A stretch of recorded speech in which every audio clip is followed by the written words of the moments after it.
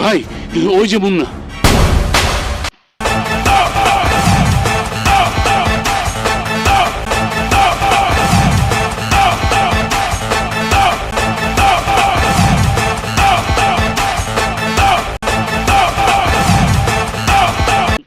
আমি জানতাম এই শহরে থাকতে হলে একদিন তুই আমার কাছে ক্ষমা চাইতে আসবি।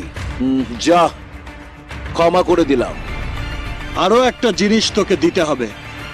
মানে? বলছি, তোর ভগ্নিপতি ফরিদকে এখন তুই আমার হাতে তুলে দিবি। ওকে আমি পুলিশ কাস্টডিতে নিয়ে যাব।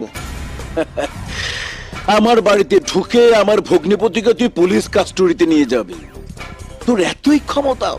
ক্ষমতার কিছুই এখনো দেখিসনি। সেদিন রাস্তায় তোর লোকদের যা দেখিয়েছি সেটা আমার ক্ষমতার 1%। আর খুনি ফরিদকে আমার হাতে তুলে না দিলে দেখবি ক্ষমতার 100%।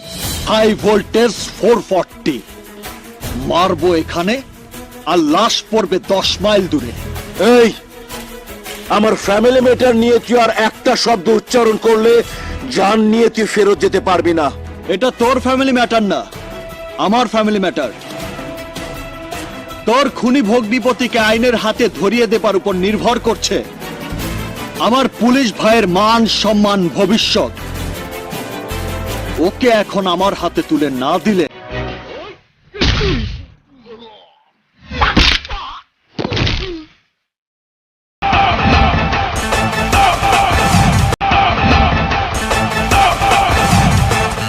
ফরিদকে তুই আমার হাত থেকে বাঁচাতে পারবি না।